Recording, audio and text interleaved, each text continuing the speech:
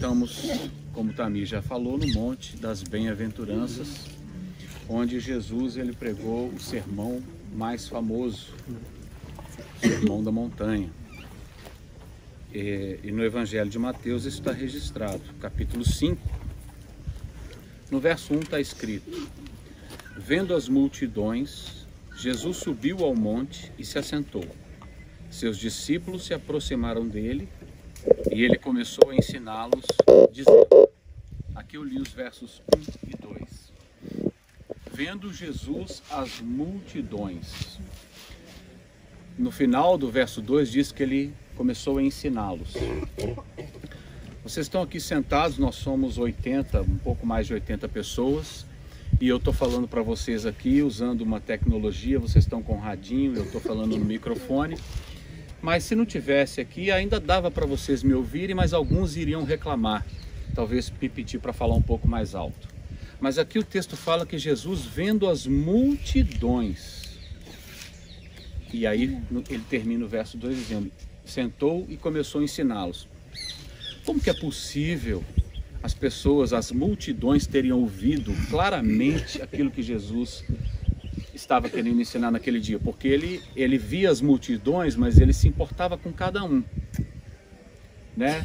Quando ele parou para dar atenção à mulher de fluxo de sangue que o tocou, os discípulos disseram, Senhor, a multidão te aperta, mas ele se importou com uma que o tocou e dele saiu virtude. Então, ele sentou para ensinar as multidões aqui nesse monte, mas ele se importava com cada um, então era interesse do Senhor que todos pudessem aprender os ensinamentos que ele traria naquele momento. Então deve ter alguma situação especial para que a multidão pudesse ouvi-lo e compreendê-lo sem tecnologia, sem alto-falante, sem microfone, sem megafone. E a primeira vez que Helena veio aqui a Israel, 27 anos atrás, ela veio e eu fiquei. Nossa filha mais velha, Clara, tinha 1 aninho, eu fiquei com ela. Era um período que eu não podia vir, eu ainda trabalhava como professor. Helena veio com a caravana da Lagoinha. E eu ainda estava na faculdade e eu, especialmente naquele momento, eu estava fazendo uma matéria em física que tratava de sonoplastia, tratava de sonorização, né? Quando você vai num ambiente que você vai olhar a questão do som, como é que chama isso? Acústica. O professor de física estava falando sobre acústica. Ele deu um trabalho para cada um de nós fazermos que era sobre acústica e deixou livre. E coincidiu que foi o período que Helena veio e quando Helena retornou, ela me contou uma experiência que ela viveu exatamente aqui. Há 27 anos atrás, a geografia aqui era bem diferente, não tinha essa plantação de bananas. Então aqui não tinha também alguma das estruturas que agora tem. Você chegava no pé do monte ali e dali o pessoal subia, por aqui mesmo. E Helena disse que estava já aqui em cima com mais algumas pessoas e algumas das irmãs que estavam com ela começaram a falar com ela: olha, eu tô achando que esse guia está abusando da gente porque ele só leva a gente em loja cara. E aí o guia que estava lá embaixo ainda falou assim: fulana, cuidado com o que você fala aí, porque eu estou ouvindo perfeitamente o que você está cochichando com as outras. E Helena me falou assim: João, tem uma acústica natural naquele lugar, que a pessoa fala de cima do monte e quem está lá embaixo escuta perfeitamente. E aí eu falei assim: não é possível, Helena, quer dizer que há uma acústica especial naquele lugar. Ah, você tirou fotos? Tirei. Na verdade, a Helena tirou muitas fotos, mas ela perdeu a máquina dela. Depois ela teve que procurar um por um das pessoas que estavam na caravana e foi pedindo as fotos. E ela levou para mim algumas fotos do lugar na época. Estava bem diferente disso aqui. E com as fotos que a Helena trouxe, eu pude comparar com o material que o meu professor de física já tinha desenvolvido em sala de aula. E ali eu comparei as informações com a geografia do lugar. E batia 100% com as características de um lugar, de um teatro de arena, em que você pudesse de um único ponto falar para que muitas pessoas ouvissem claramente, sem precisar de nenhuma tecnologia com fio, com alto-falante ou algo do tipo. Então o Senhor já conhecia esse lugar E ele veio aqui, subiu aqui e falou com as multidões e sabia que todos o ouviriam de uma maneira perfeita, individual. Ele se assentou. Quando Jesus se assenta, ele está querendo dizer, olha, o lugar aqui vocês vão me ouvir, mas você tem que estar predisposto a me ouvir. Você tem que estar numa posição que você de fato vai ter interesse em ouvir as minhas palavras. Não adianta apenas você me escutar. Se prepare, faça como Maria. Escolha a melhor parte. É claro que tem certas coisas que vocês têm que se preocupar.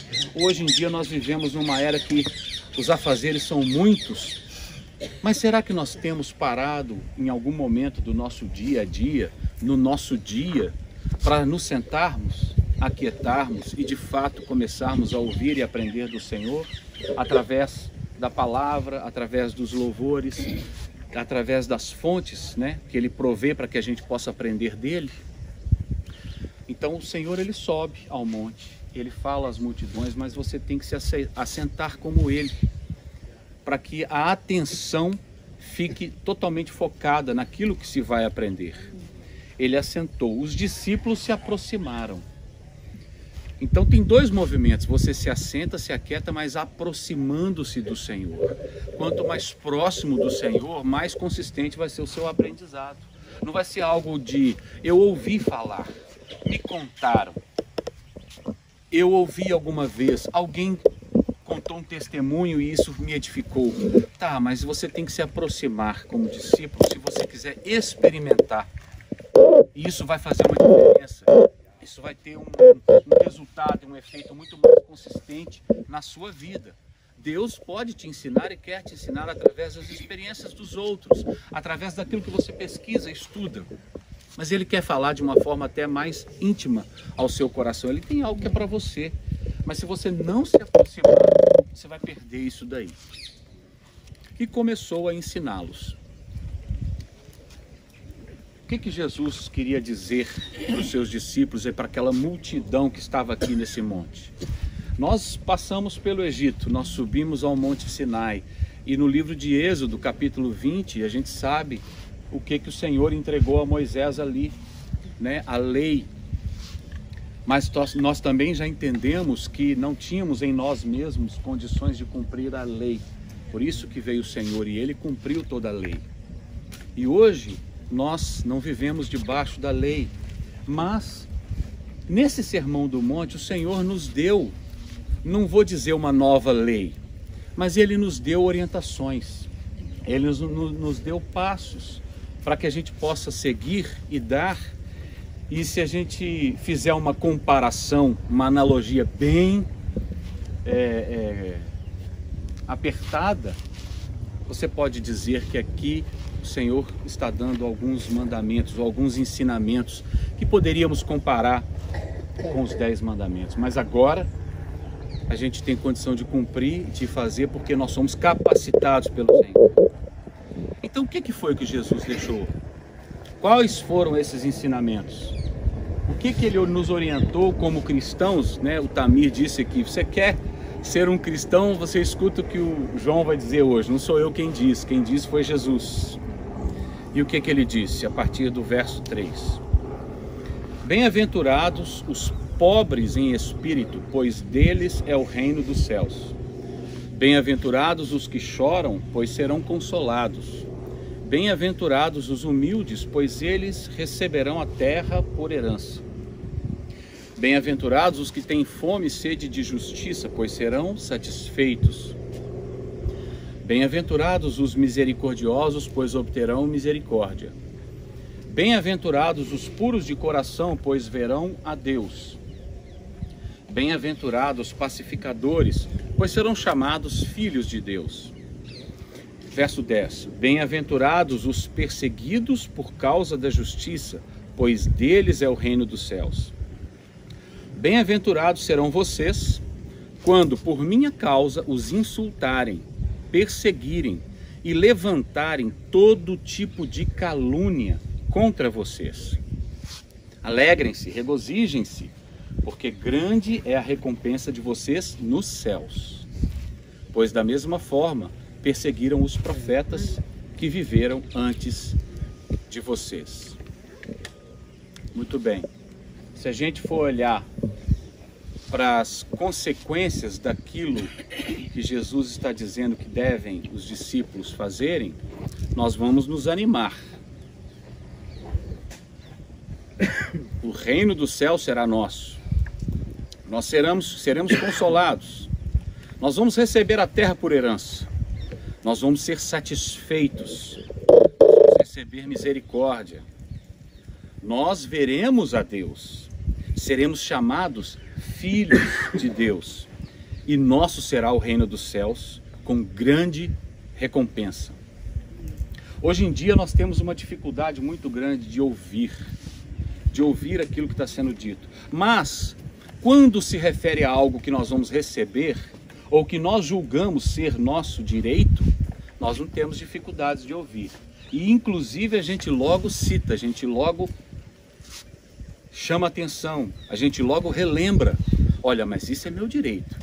Olha, mas eu sou fulano de tal, eu sou isso, aquilo, portanto eu mereço ou eu tenho direito a isso.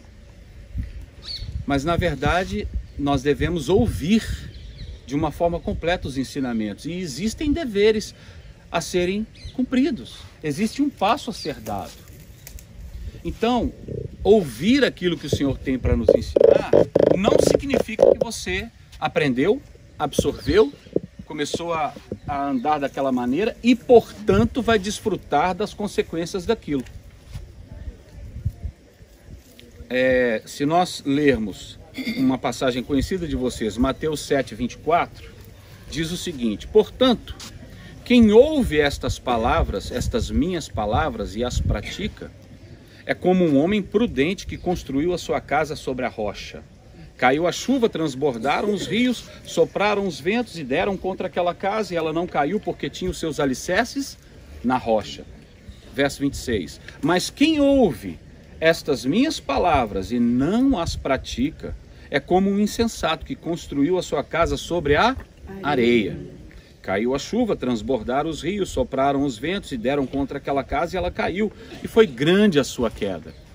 Aqui fala de dois tipos de pessoas. Os dois tipos ouviram. Os dois tipos enfrentaram algum tipo de dificuldade. Chuva, rios que transbordaram, ventos fortes e que deram contra a casa que edificaram. Mas para um tipo de pessoa a casa permaneceu firme, inabalável, não se quebrou, porque estava alicerçada sobre a rocha. O outro tipo, foi grande a sua ruína, desabou tudo, porque estava alicerçado na areia. E a diferença é que o primeiro tipo de pessoa ouvia, mas praticava, colocava em prática. O segundo ouvia, achava lindo, maravilhoso e até de vez em quando fazia referência àquilo que ouviu, mas nunca praticou. Porque quando a gente está ouvindo, aprendendo, absorvendo algo, a gente fica focado no que a gente vai ganhar. E às vezes no nosso comportamento, a gente não investe. E acaba parecendo que na verdade você ouviu, mas não escutou. Você não ouviu querendo absorver. Você não ouviu com vontade de fato de ser transformado e de crescer com aquele ensinamento. E ele passar a ser algo verdadeiro, eficaz e real na sua vida. Não adianta você vir aqui em Israel, ouvir todas as ministrações, não adianta você frequentar uma igreja e ser regular, e estar todo domingo ouvindo os ensinamentos do seu pastor, não adianta mesmo você simplesmente deixar uma Bíblia aberta na sua casa. O ouvir aqui é ouvir de buscar compreender e absorver e praticar. E é nessa prática que você vai poder, de uma forma natural, não impositiva, desfrutar das consequências. E se eu estou chamando de consequências, é porque precisa de uma ação anterior. E se nós formos voltar aqui para Mateus 5, eu enfatizei com vocês aquilo que nós vamos receber, né? As consequências. E a palavra diz que nós seremos felizes se fizermos algo. Bem-aventurados. Como? Recebendo tudo aquilo que eu disse. Mas nós temos um passo a dar. E a tradução aqui mais simples que a gente tem é feliz aquele que faz tal coisa. Mas bem-aventurado é muito mais do que você simplesmente ficar feliz de uma forma simplista, né? Ah, eu estou alegre, ah, eu me dei bem, ah, eu estou de boa, ah, tá dando tudo certo.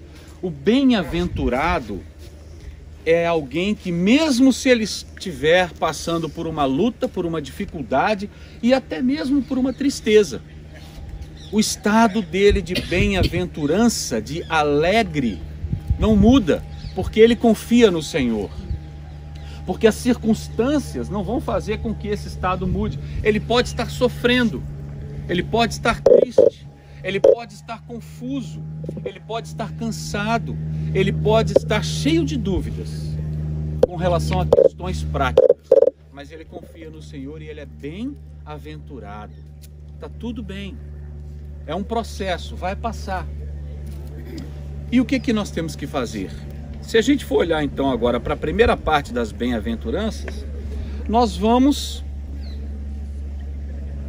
ser felizes se a gente for pobre de espírito, se a gente chorar, se a gente for humilde, manso, se a gente tiver fome e sede de justiça, se a gente for misericordioso, se a gente for puro de coração, se nós formos pacificadores e se nós formos perseguidos por causa do nome do Senhor Jesus. Se nós olharmos para as premissas e pensarmos o que as pessoas vão pensar, vão concluir a nosso respeito se a gente praticar isso daqui, todo mundo vai olhar para você e vai dizer: vai me desculpar, mas você é um bobo, você é um cara que está na contramão, você não vai dar certo, você não vai alcançar os primeiros lugares, você não vai conquistar.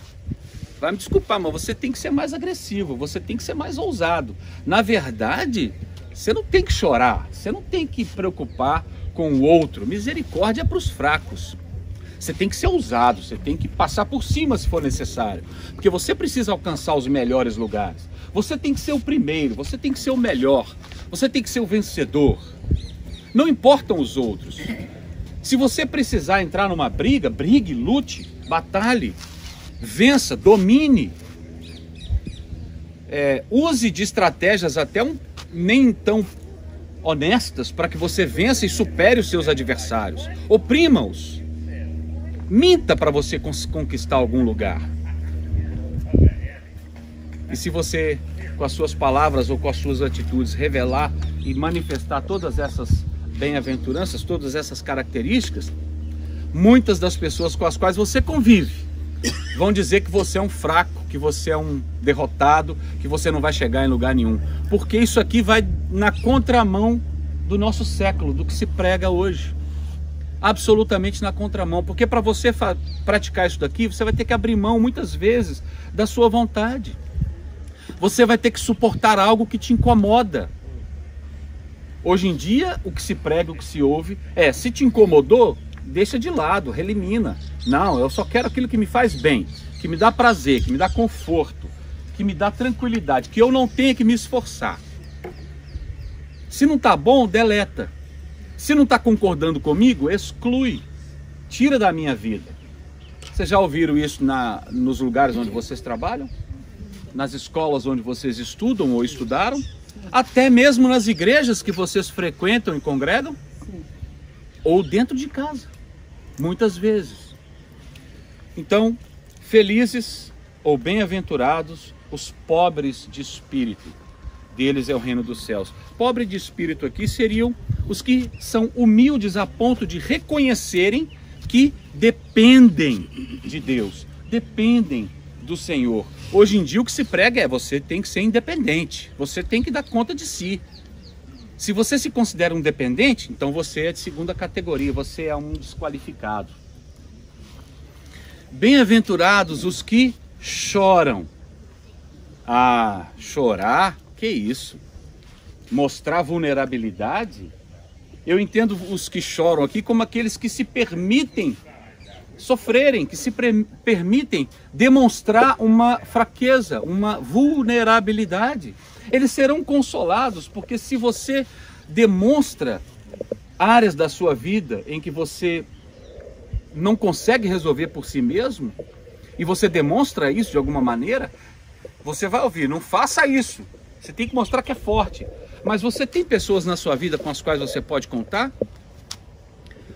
Para quem é casado, a esposa, o marido. Para quem não é casado, os pais, ou um amigo mais chegado que um irmão, ou aquele a quem você presta conta, ou você é daqueles: não, eu não presto a conta para ninguém, eu só converso com o Senhor Jesus. Eu não preciso de ninguém com quem confessar os meus pecados e abrir o meu coração.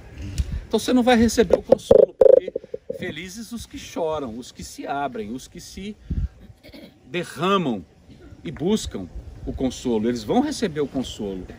Nós temos muitos líderes hoje em dia que às vezes estouram de problemas, inclusive na área da saúde. Por quê? Porque não tem ninguém a quem confessar, a quem abrir o coração, a quem prestar contas. Felizes os humildes ou os mansos, eles receberão a terra por herança. Ora, quando a gente é manso, a gente reage de uma forma diferente quando somos ofendidos, atacados, ou quando estamos em situação difícil. Em Sofonias 3, o profeta estava falando para o reino de Judá, o reino do sul. Eles não estavam querendo ouvir e obedecer o Senhor. Mas o Senhor teve misericórdia de alguns, porque eram mansos. Deixarei no meio da cidade os mansos e humildes, diz a palavra, Sofonias 3:12, que se refugiarão no nome do Senhor. Então, os mansos, eles receberão a terra por herança. Eles não vão com punhos de ferro querer na marra. Eles sabem se submeter e reconhecem quando precisam se arrepender. Bem-aventurados os que têm fome e sede de justiça, eles serão satisfeitos. Ter fome e sede de justiça eu entendo aqui como: eu quero fazer a vontade de Deus. Fome e sede. Alguém aqui já passou fome? Mais difícil, mas sentir sede com certeza. Todos que subiram o Monte Sinai passaram sede, pelo menos por alguns minutos. Você fica desesperado, começa a criar um desespero, você precisa beber água, e quando você bebe, aquilo sacia, né? É isso que a gente tem que sentir para querer fazer a vontade de Deus. Fome e sede de justiça. E nós só seremos satisfeitos se bebermos dessa água. Agora, muitas vezes, ter fome e sede de justiça, demonstrar isso e cumprir a vontade de Deus, vai representar para as pessoas que convivem com você uma atitude maluca, inesperada. Como, por exemplo, uma esposa ser submissa ao seu marido. Como, por exemplo, o marido amar a esposa como Cristo amou a igreja e a si mesmo se entregar por ela, colocando, por exemplo, a família antes, na frente do trabalho, do lazer e até mesmo da igreja, demonstrando que ela é mais importante. Enfim, você demonstrar que você procura agir conforme os princípios cristãos hoje em dia é algo que vai surpreender a maioria das pessoas que vão estar convivendo com vocês. Algumas delas que se dizem cristãs também, por incrível que pareça. Mas são esses que vão ser satisfeitos. Bem-aventurados os misericordiosos. Você se importa com as pessoas? Ou você pensa primeiro em si mesmo? Ou se importar com alguém significar abrir mão de algo que é seu, aí a dificuldade é maior. Porque aqueles que vão alcançar misericórdia são aqueles que já usam de misericórdia. E não apenas em questão financeira, por exemplo. Eu acho até que a gente tem mais facilidade de exercer misericórdia quando a gente pode prover algo material para alguém que está necessitado, e de certa forma isso dá até um sentimento assim: olha como é que eu tô legal, hein? Eu ajudei fulano. Ó, eu fui usado por Deus para prover um recurso ali para o outro que estava necessitado, ou para prover algo material para alguém que não tinha condição de obter. Amém? Isso é uma bênção. O Senhor conta com essas pessoas para quem Ele deu recursos, condições, por exemplo, para sustentar os missionários. E gente que vai em lugar que você não tem condição de ir. Mas ser misericordioso, muito além disso, às vezes é com alguém que não tem a menor noção do que seria uma vida cristã. e pratica toda sorte de impiedade e não tem condição de raciocinar e de mensurar nas suas atitudes as consequências que virão, e você ter misericórdia dessa pessoa, de sentar para ouvi-la. E muitas vezes ensinar para ela com as suas atitudes ou simplesmente com seus ouvidos. Para escutar. Às vezes você demonstra misericórdia se importando com alguém que faz algo que é completamente oposto àquilo que você acredita que seja o correto. Se você fizer isso, a palavra diz que você vai receber misericórdia também da parte do Senhor. Porque a gente sabe que a nossa carne está aqui o tempo inteiro querendo superar o nosso espírito. E às vezes a gente pisa na bola e a gente carece da misericórdia de Deus. Bem-aventurados os puros ou limpos de coração, esses verão a Deus. Salmo 24, 3 e 4. Quem poderá subir o monte do Senhor? Quem poderá entrar no seu santo lugar? Aquele que tem as mãos limpas e o coração puro, que não recorre aos ídolos nem jura por deuses. Olha, puro e limpo de coração, verdadeiro. Não seja hipócrita. O hipócrita é aquele que faz parecer alguma coisa que ele quer que as pessoas pensem acerca dele, mas que na verdade é o contrário. Eu quero me fazer de misericordioso, eu quero me fazer de santo, eu quero me fazer de espiritual, eu quero me fazer de bondoso, de que estou preocupado. Né? Você já conversou com uma pessoa e você estava falando com ela, olhando nos olhos dela, mas você tendo a nítida sensação que você está conversando, ela está te olhando, a postura física dela é de quem está ouvindo o que você está dizendo, mas você sabe que ela está viajando na maionese. Ou às vezes você fez assim, fulano está te contando uma história, ou está te pedindo algo, ou está revelando alguma coisa para você, e você, com respeito, né, com educação, mas o que eu preciso resolver daqui 5 minutos? Como é que está lá em casa? Será que precisa comprar alguma coisa? Ou será que vai dar para pagar aquela conta? Quanto é que ficou o resultado do jogo? E às vezes a pessoa está falando com você e você está ouvindo as palavras, mas está longe. E se a pessoa te faz uma pergunta, você acaba de levar uma rasteira. Então, isso é hipocrisia. A palavra que diz que a gente tem que ser puro e limpo de coração, a gente tem que agir e viver sem falsidade, sem máscara. Seja verdadeiro em tudo que você fizer. Bem-aventurados os pacificadores. Você é do tipo que não leva desaforo para casa? Quem são os sanguíneos e os coléricos aqui? Não estou querendo dizer que os fleumáticos e os melancólicos são melhores, não. Mas existem aqueles valentões, não levo desaforo para casa. Não, eu não perco uma discussão. Não, os meus argumentos são muito melhores. Não, o que eu gosto é disso aqui, ó. Se não é assim, é lixo, isso não presta, isso não vale nada. Quando você está afirmando alguma coisa que você acredita, que você gosta, você pode ser firme, você pode ser consistente naquilo, mas você não precisa suscitar um problema, gerar uma discussão, promover uma discórdia.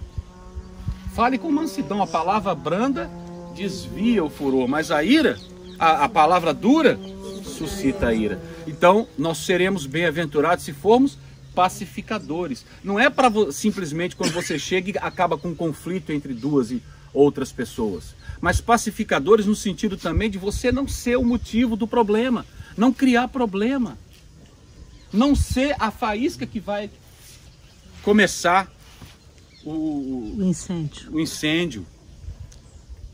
Sejam pacificadores, vocês serão chamados filhos de Deus. E por fim, as duas últimas bem-aventuranças que a gente pode resumir numa coisa só. Bem-aventurados os perseguidos por causa do nome do Senhor, porque deles é o reino de Deus e grande, grande é a sua recompensa. Hoje em dia, nós que vivemos lá no Ocidente, não podemos dizer que sofremos perseguição como os irmãos do lado de cá. Nós estivemos no Egito e nós ouvimos um pastor dizendo: aqui não tem perseguição. Talvez ele tenha algum tipo de acordo com o governo.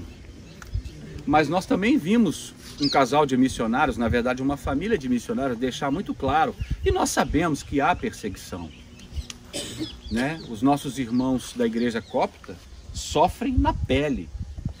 Quem aqui já viu aqueles vídeos deles sendo degolados? Se isso não é perseguição, o que que é? Nós não sofremos isso lá onde nós vivemos. Ainda não. Ninguém aqui é proibido ainda de falar da palavra, de ir para a igreja, de fazer uma oração, de cantar louvores em qualquer lugar. Nós não somos impedidos de entrar em algum lugar com o nosso violão, porque pode louvar, não pode. Nós não temos que deixar a nossa Bíblia, o nosso violão fora, do lado de fora. E nós não temos que medir as palavras quando vamos pregar ou falar do Senhor. E nós também não temos que orar silenciosamente. Nós podemos fazer tudo isso. Então nós não somos perseguidos como a igreja perseguida que nós sabemos que existe já é. Nesse sentido ainda não. Mas num certo sentido, talvez a gente já experimente algum tipo de perseguição quando, por exemplo, a gente pratica qualquer uma dessas atitudes que eu acabei de dizer aqui. Se você é uma pessoa pobre de espírito, ou seja, humilde, que reconhece que depende de alguém, se você é uma pessoa que chora, se você é uma pessoa que é misericordiosa, que pensa nos outros, se você é pacificador, que não vai incendiar uma discussão para querer vencer, se você pratica qualquer uma dessas ações, muito provavelmente as pessoas vão olhar para você e vão te acusar. Se você defende os valores cristãos, os valores da família hoje em dia, e muitos deles vão em rota de colisão com as ideologias que nós ouvimos hoje em todo lugar, revistas, internet, televisão, filmes, músicas, conversas, universidades. Muito do nosso comportamento, de acordo com o que o Senhor nos ensinou para que pudéssemos ser bem-aventurados, vai em colisão, em rota de colisão com o que o século prega. E aí, de alguma forma, a gente pode ser perseguido, porque vão nos acusar de sermos alguma coisa fóbicos. Não é verdade? Fiquem firmes. Fiquem firmes, porque bem-aventurados vão ser aqueles perseguidos por causa do nome do Senhor, ou porque vivem a realidade daquilo que Jesus nos disse para viver.